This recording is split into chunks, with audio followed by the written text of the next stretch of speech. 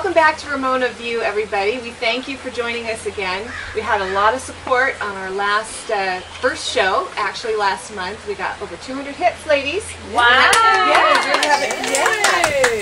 Thank so you. thanks for tuning in. We haven't advertised at all, so we really appreciate that. We got some fun emails and some cute comments on Facebook and on the website, whatsupramona.com.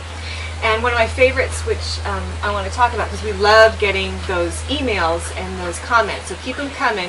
One of my favorites was from a viewer that wondered about the Just Saying segment where we were talking about cul-de-sac etiquette, and she wondered about rule number 6. If you're in the cul-de-sac line and you see a child gasping and rolling in the middle of the cul-de-sac, should you indeed remain in your vehicle at all times in that case? So, what do you think? If it was my child, you should stop and get out of the car. Actually, I have a really jealous little girl, and so I might just keep driving because... You know, the parent, you can dial the cell phone real quick, tell them come collect their child from the middle of the road. You know, You pretend you don't see them, unless it's my kid. I would not just keep driving. I assume, or you can do a couple of other things. You can roll down the window. You can yell to the child to, roll to the curb and get out of the traffic. Well, anyway, it's one of those common sense things, you guys, and we're just joking around. But it's kind of like all those warning labels that you see. I wrote down a few of them. Like on a baby stroller here, it says, "Remove child before folding." Then this is a really good one. Cardboard car sun shield. It says, "Do not drive with sun shield in place." The sad thing is there's a reason for those signs. Because they had an experience with someone doing those things, or they wouldn't have had to make them. Hey, there was no tag on there. I'm going to get that. I didn't know. My favorite one is on the Batman costume, because I know little kids have done this before. It says, "This cape does not give you the ability to fly." So be sure your little ones know that when they put on those Batman costumes. My brother, he did it with the Superman costume. He went on the roof with his Superman costume, and he was about ready to jump off, but luckily his intuition took over and he didn't do it, and he went down to Mom and he said, "Mom, I can't fly." She's like, "How do you know that?" "It was on the roof, Mom." So, anyways, good information. Yeah, good rules. We're going to go on to something going on this weekend at the Ramona Dos Picos Park. It's the Ramona Music Fest, and it's a lot of fun, the Music Fest. It's this Saturday, April 9th, 12 to 6 p.m. They're going to have food, raffle prizes, a silent auction, a kid zone, and last year when I went, the kid zone was like you could almost check your kid in, like a coat check. It's you can get a ticket and go off and enjoy the music and stuff.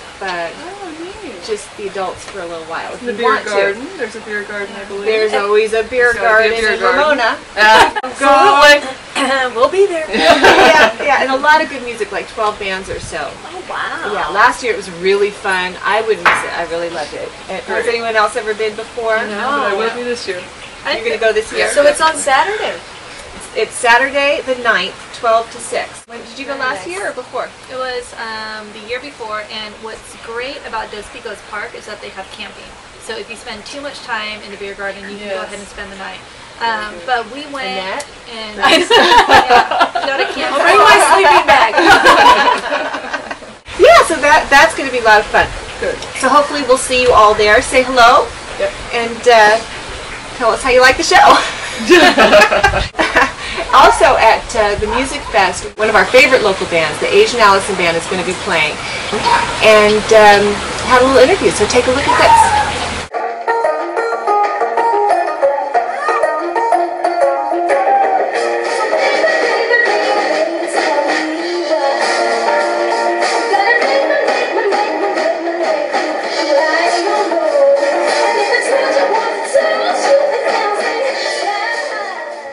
You just saw the clip of the Asia Allison Band at the Ramona Music Fest. That was last year. They're going to be there again this year at Dos Picos Park. It is noon to 6, April 9th, so be sure that you don't miss that.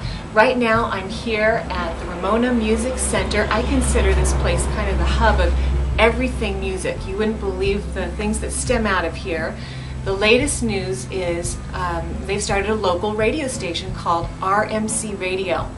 You can stream that off of the internet by going to their website, www.ramonamusiccenter.com, and it's all local talent. So go and start listening. We have a lot of amazing artists here in Ramona, and you'll see that at the local music station, RMC Radio.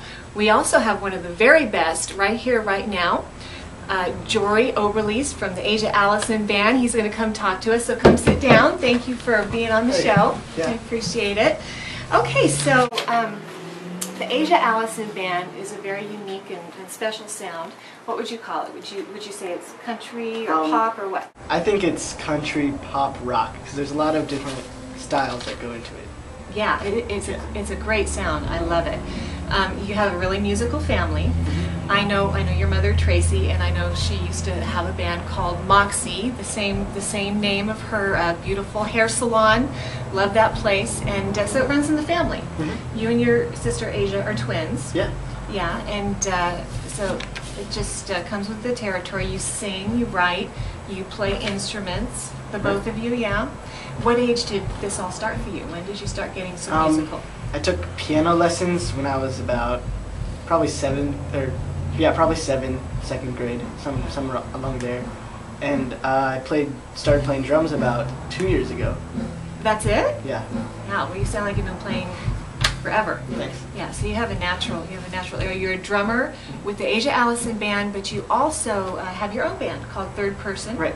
You also do session work, so you have a lot of balls in the air. In fact, he was here tonight doing the drum track for my daughter's first single that's going to be on YouTube. Just saying.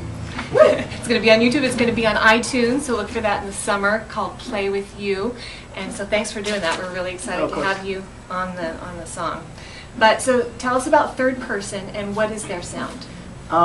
Well, my two friends from school are in it. Brandon's the bassist and Reed's the guitarist. And we have another guitarist who's this guy from La Mesa. His name's Nico, and he's really cool. And our sound is rock, just like anywhere from rock to classic rock. That's what we're aiming for right now. All rock and roll. Yeah, and these guys really rock. I've seen them perform, and they get the crowd going. It's no lie. They are really, really good. So the new CD for Asia Allison Band is coming out when? May 1st. It's going to come around out. May 1st. Yeah. Okay. So you can go to my website and find links to find out how you can get that CD.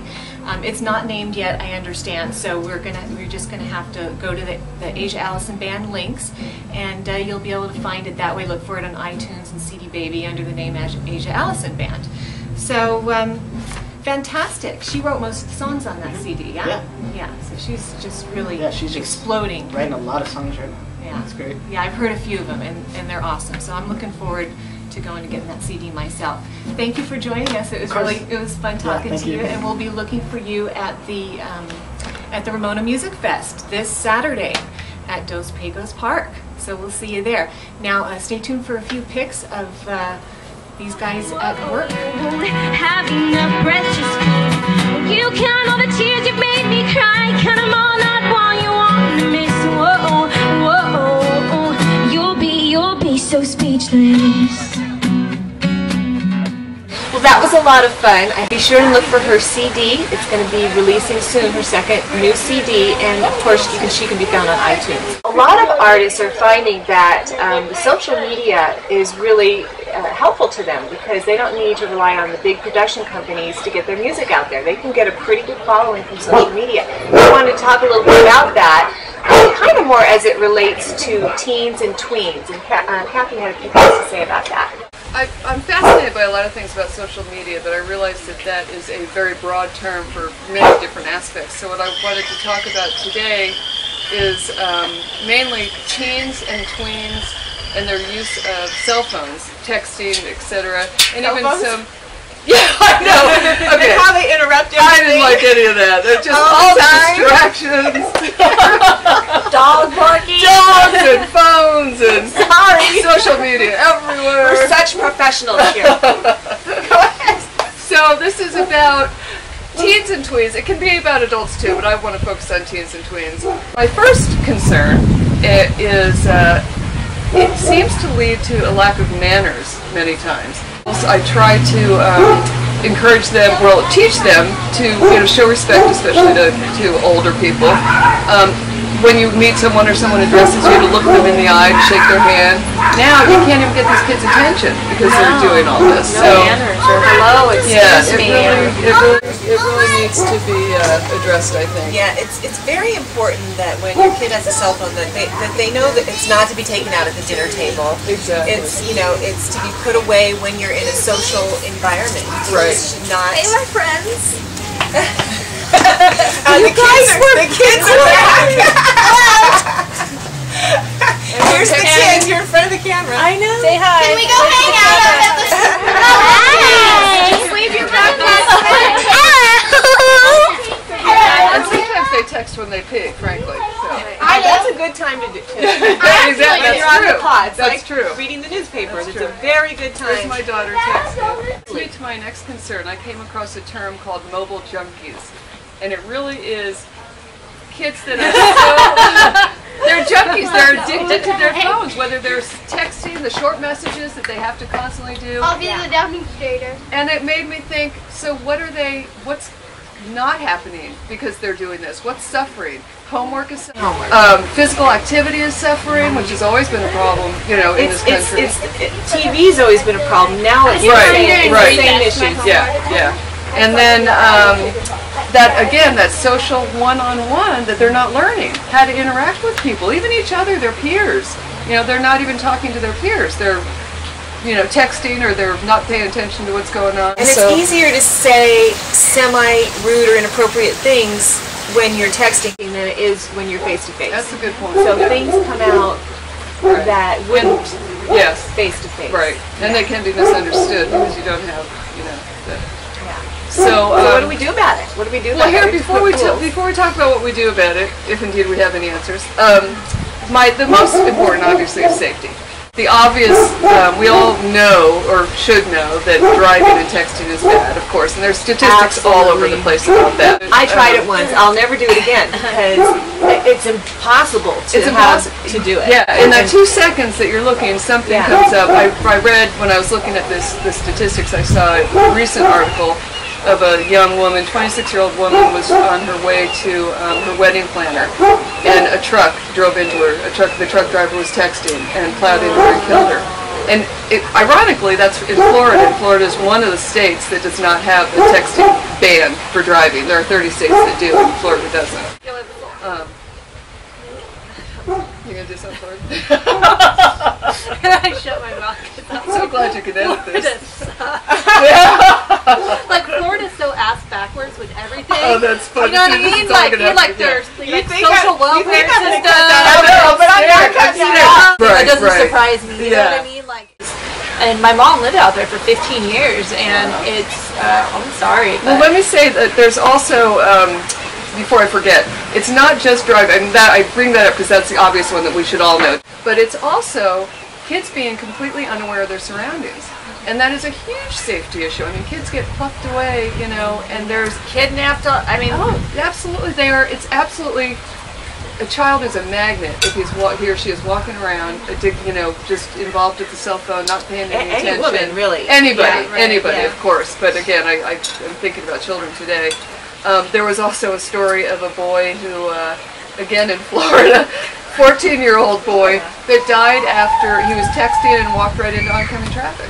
That's how unaware of their surroundings they are when they're, into that. So it really is. It's really something that needs. It's really something. Chris did quite a few shows. She did the whole no texting pledge, and She did the no cell phone pledge. Yeah, I mean, if you're that person though, that you're the person that hits someone. How do you? Or your kid. How do you get past that? Exactly. I mean, get past it. I don't know. It's best not to do it. It is. Every family's different. Have those rules with your children about guidelines and some restriction on how often they can text and you know what? They're starting now. That's the sad part. Right. How's it going to be when they're older? Right. Yeah. I mean, I'm guilty of it. Here's my daughter. hides her phone because I take it away. She's not allowed to have it, only on Tuesdays when I'm out and about or whatever. But For safety. yeah, for safety only. Exactly. And I see it in her purse, and I'm like, why did you have this? It's because someone was going to no, let me have it back. And I'm pretty hard about that because I had the same rules with the boys, and I'm having them for her. I don't care. She's with me all the time. Why does she need it? Right. Well, my daughter's had a cell phone since she was 3 because I always wanted to be able to get a hold of her. We lived on a cul-de-sac with 20 other kids, and she was always going over to neighbors, and I always wanted to be able to reach her. Right. And so she's always had a cell phone, and it's never been a big deal to her before. She's never really coveted it before until this iPhone. But yeah, I think there's a lot of good things about it.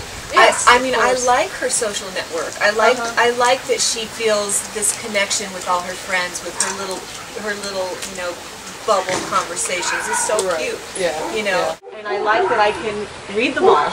Yeah. Yes. I like that exactly. when she leaves it on the counter, I can go through Very true. everything she's done or said. Excellent point. Yes. Yes. I like that part a lot. So there's good things and bad things about it. You just have to really, keep your eyes open. Right, You got to right. really watch it. Yeah. The other thing that worries me about it is just from, kind of the yoga perspective. Like they say now in this society, we have about 80,000 thoughts a day. In traditional societies, we had about 1/10 of that. And so, we're always racing, and that's not how our bodies are built. Like biologically, if our minds are always racing, we can't be at our optimum health. I mean, there's you name it, anything from our absorption of calcium into our systems right on down the line is affected by that racing mind. And so that's my first problem. My second problem is if my child is always in a kind of a response or waiting mode, they should really have time just to sit and be her. Yeah, all the technology really takes away from a person's creative growth. Yeah. Exactly. Yeah. Exactly. So we have to have some guidelines and some rules and watch it really, really carefully with ourselves and our kids. Yeah, that's what I was just going to say because all of us are sitting here with. Yeah. Everybody. Of You course. know. Yeah. Yeah. I'm not. Yeah. Yeah. It's in the house. This is a special moment here. Do not interrupt me. I'm waiting for the firemen to call. No, We were supposed to have firemen as guests, and they canceled like 5 minutes before the show. I'm sure they had their reasons. Firemen have things to do. We are still going to talk about what we were going to talk about with the firemen, which is the disaster preparedness. All that's been in the news with Japan, the earthquake, and all the disasters in the last few years. It's important that we all are prepared. We all know what we need to do. So we're going to discuss that a little bit today. I thought that it would be fun for you if we did like a mock earthquake drill. Are you wearing heels, girls? I am. I got Okay, Tom. there's a couple of heels, and so this should be fun. What we're going to do is you will go ahead and say mock earthquake, and then we will all respond. We've not discussed this ahead of time. Nobody knows what the other is going to do. What would you do? Now, not including the kids. Let's pretend the kids aren't here because, of course, we'd all go run it and grab our kids. So pretend that they don't exist and we're all just ladies sitting here and there's an earthquake. What will we do? We're going to show you. Call it. Earthquake!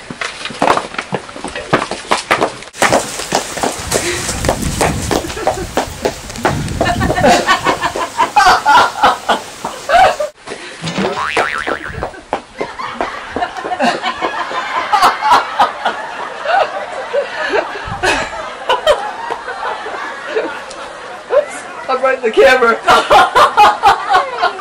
Annette can move in those heels, can't she? I know, seriously, that was like... Annette doesn't buy heels she can't run in. She Annette says, can so move faster than... If you can't run in your heels, Don't don't buy buy it.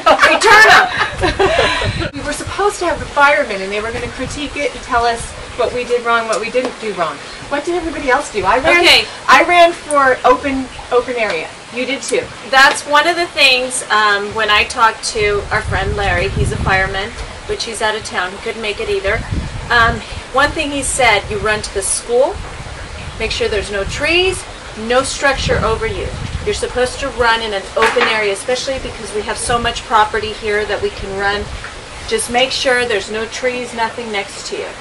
And that's one of the best places. And he told all his kids, run to the parking lot. Do not stay on the street, do not stay anywhere, but run to the parking lot, an open parking lot. It's the safest place. Yeah. No trees, no wires. Okay, then what I did was probably wrong for this setting. But I was thinking, you've heard of the triangle of life, I think it's called? Exactly, Okay. yes, I want to talk I about went that. through the triangle of life by getting right up against that so that if anything fell, but protect since you. there is open space around, I should have gone for the open space. Yeah, so probably. here we But are. if it would have cracked open, I'm sorry, but when I was in Imperial Valley and that 7.2 earthquake, the ground was going like this. The cars were bouncing up and down. My daughter was so petrified. She was crying. She was so scared. And just, you couldn't even, you were so dizzy that you didn't know if she's like looking at the ground. Mom, is it going to open? I said, I don't scared. know. Yeah. And she's crying. So what do you do in concrete? Remember how people fell in between concretes? The roads cracked open. Yeah, concrete is really scary in earthquakes. The only thing about this area is that their structure is above us, so I wanted to get out of here. Otherwise, with the triangle of life, you get up against, the heaviest item close to you, not under it, because if the building collapses, there's always these triangles next to all the big items that are open. Something that falls down. Right, and it creates yeah. creates a safety zone there for you. In the San Francisco earthquake, when people were outside in their cars, most of the earthquake sites tell you if you're outside in your car, remain in your car. What happened in the San Francisco earthquake is that a lot of people were crushed in their cars, and if they had gotten out of their cars and crouched beside their tire, they would have been safe. Okay, they would have survived.